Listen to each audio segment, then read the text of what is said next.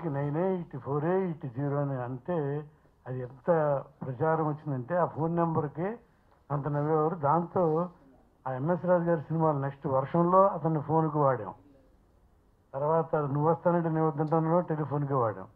ఆట అనే సినిమాలో టెలిఫోన్కి వాడాం. మా తర్వాత రచయిత అవడంతో ఏంటంటే సెట్లోకి రాగానే మంచి హుషారుగా ఉండేవాడు. సీన్ లేదన్నా ఉంటే తను కంట్రిబ్యూట్ చేసేవాడు. అంత మంచి మనిషి. సరే, మన పరిశ్రమ అంత బాధాకరమైన రోజుల్లో నడుస్తుంది తెలుసు. యాక్చువల్గా వాళ్ళు మన భారతదేశంలో ముఖ్యంగా ఆంధ్రప్రదేశ్లో నవ్వించే వాళ్ళు ఎక్కువ అవసరం ఉన్న టైం ఇది. కానీ వాళ్ళే వెళ్ళిపోతున్నారు. చాలా విచిత్రం ఇది. ఒక ఏవిఎస్ అని మొన్నటికి శ్రీహరి కూడా ఒక విలన్లాగా ఉన్న అతను డాన్ అయ్యి అతను తెగ నవ్వించాడు ముందు, చనిపోయే ముందు అన్ని సినిమాల్లో. అతని వల్ల చాలా సినిమాలు ఆడిని. అలాగే ఏవిఎస్ పరిశ్రమలో డైరెక్టర్ అయినా ఒక మా అసోసియేషన్కి ఎంతో సేవ చేశాడు. మళ్ళీ ధర్మవరం సుబ్రహ్మణ్యం గారు, ఇలా ఈ ముగ్గురు పోవటం పరిశ్రమకు చాలా అసలు అంటే ఎవరికి జీర్ణం అవట్ల. ఏ వ్యక్తిని చూసినా ఇప్పుడు నేను సిట్టింగ్లో కూర్చుంటే ఇప్పుడు రోజు గుర్తొస్తున్నారు వీళ్ళు. ఎందుకంటే నేను మండల గణేష్ ఆఫీస్కి వెళ్ళాలంటే శ్రీహరి ఇంటి మీద నుంచి వెళ్తుంటే అతను గుర్తొస్తాడు. అతను గుర్తు రాగానే ఏ వేసి గుర్తొస్తున్నాడు.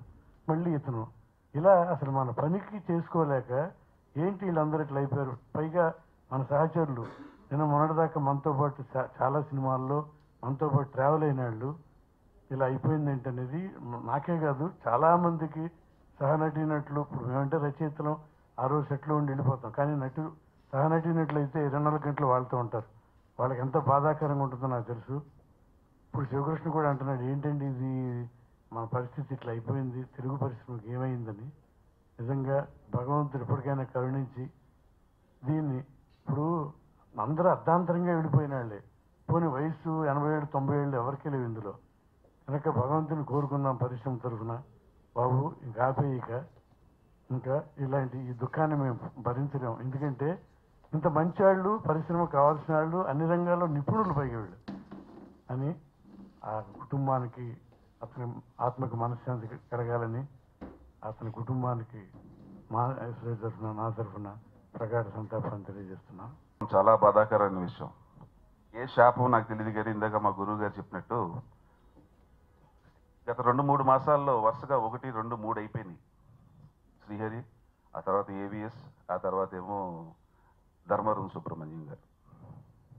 ఈయన ఒకనొక సందర్భంలో నేను ఈతో యాక్ట్ చేయలేదు. ఒక పర్టికులర్ లొకేషన్లో నేను షూటింగ్ ఫినిష్ చేసుకుని వెళ్ళిపోతుంటే వీళ్ళ బ్యాచ్ వచ్చారు. వస్తే నేను సుబ్రహ్మణ్యం గారితో చెప్పా, నేను I'm a great fan of you అన్న. అంటే అదేంటి సార్ మీరు చాలా సీనియర్, నేను నాకు ఫ్యాన్ ఏంటి సార్ అన్నారు. డెఫినెట్గా కమెడియన్స్కే ఫ్యాన్స్ ఎక్కువ ఉంటారు హీరోల కన్నా. ఎందుకంటే ఒక థియేటర్కి వెళితే ఆహ్లాదకరమైన మనం మనసు హ్యాపీగా ఫీల్ అయ్యేది కమెడియన్స్ వల్లే. ఆంధ్రప్రదేశ్ బుల్లి తెరకి దీపం వెలిగించి ముందుకు నడిపించిన వాళ్ళల్లో ధర్మవరం సుబ్రహ్మణ్యం ఒక ఆయన. బహుశా ఫౌండేషన్ స్టోన్ వేసిన వాళ్ళు ఒకళ్ళు. అక్కడి నుంచి ఆయన అద్భుతమైన నటనతో వెండి తెరపైకి వచ్చి ఆయనకంటూ ఒక బాణి సృష్టించుకుని వందల సినిమాలు మనల్ని అందరినీ అలరించి చివరికి దర్శకుడుగా అతను మొదటి సినిమా నరేష్ గారు తోకలేని పెట్టాను ఒక సినిమా చేద్దామను నన్ను అద్భుతమైన టైటిల్ చెప్పినప్పుడు చాలా సంతోషపడి నెక్స్ట్ స్టేజ్ కూడా మీరు నాకు కంగ్రాచులేషన్ చెప్పడం జరిగింది. ఈ రోజున సినీ పరిశ్రమ, ఆంధ్రప్రదేశ్ సినీ అభిమానులు ఒక్కొక్కరు కూడా దిగ్భ్రాంతికి గురై ఈ రోజున కడనీళ్ళు పెట్టుకున్నటువంటి పరిస్థితి ఉంది. కానీ ఇదంతా జరుగుతుండగా కొంతమంది మాలో ఒక కుటుంబ సభ్యుడిని కోల్పోయామన్నటువంటి ఆ బాధ మేము చెప్పుకోలేము. జంఝాల గారి కుటుంబం ఒకటి ఉండేది. దాంట్లో మా పెద్దల్లో ఒక ఆయన, ఒక సొసైటీ, హ్యూమర్ సొసైటీ అది. ఈ రోజుల్లో నేను చాలా బాధపడతాను. చాలామంది చెప్పుకుంటున్నాను, మనం కలవడం లేదు ఈ మధ్య, ఎవరికి వారే అయిపోతున్నాం, షూటింగ్లు కలుస్తున్నాం, షూటింగ్ తర్వాత మనం ఏమిటో ఎవరో తెలియట్లేదు అని. కానీ గంటల గంటలు రోజులు కలిసి నవ్వుకొని ఎన్నో కొత్త హ్యూమర్కి సంబంధించిన విషయాలు మాట్లాడుకొని, ఇందాక పద్మ గారు చెప్పినట్టు స్టోరీ డిస్కషన్లు అంటే అడవుల్లోకి ఓడిపోయి జరిపిన రోజులు నేను ఇంకా మర్చిపోలేను. ఒక కుటుంబ సభ్యుడిని కోల్పోయామన్న బాధ దిగమింగుకు నేను మాట్లాడుతున్నాను.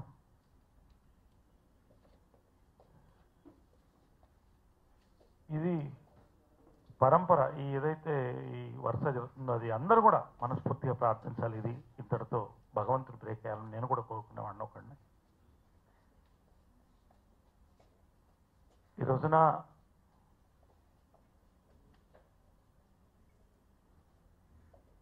ఆ నవ్వులు ఈ పువ్వుల్లో కలిసిపోయాయి.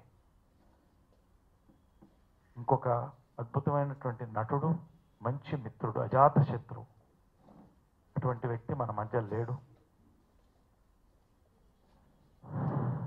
ఆ లోటు బహుశా ఇంకొక 2-3 తరాలకి కూర్చోడం చాలా కష్టమేమో. నాకు ఆర్టిస్ట్ కన్నా కూడా అద్దంకిలో నా ఇంటి పక్కనే ఆయన సైట్ ఉంది. బేసిక్గా అంటే నాకు తెలియని కూడా తెలియదు. నేను అక్కడ ఏదో వెంచర్ వేసి ఉన్నప్పుడు పక్కన ఇది ధర్మవరపు సుబ్రహ్మణ్యం గారి తోట అని ఒక 12 ఎకరాలు చెరువు పక్కన నరసింహస్వామి క్షేత్రంలో చాలా అద్భుతమైన ప్లేస్.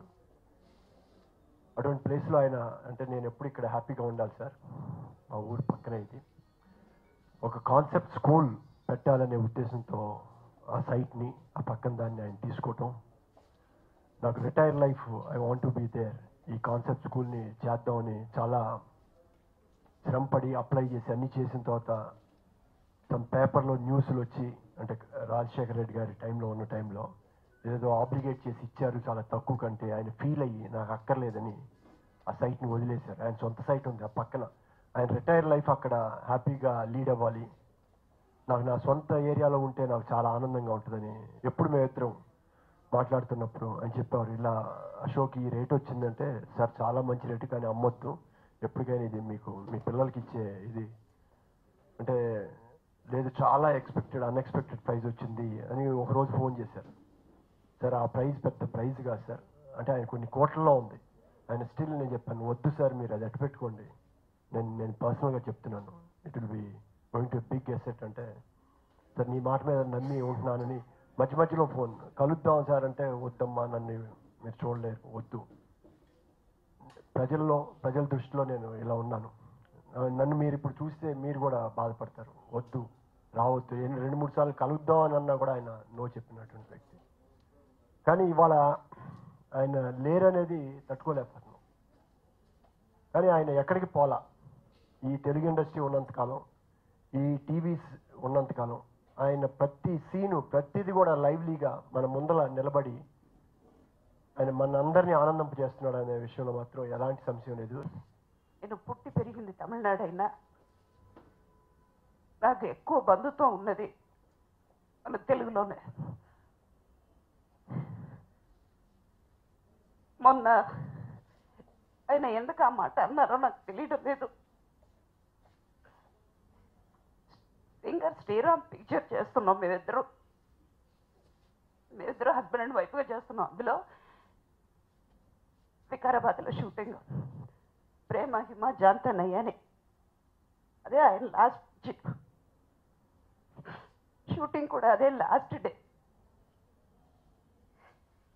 ఏ ముహూర్తంలో ఆయన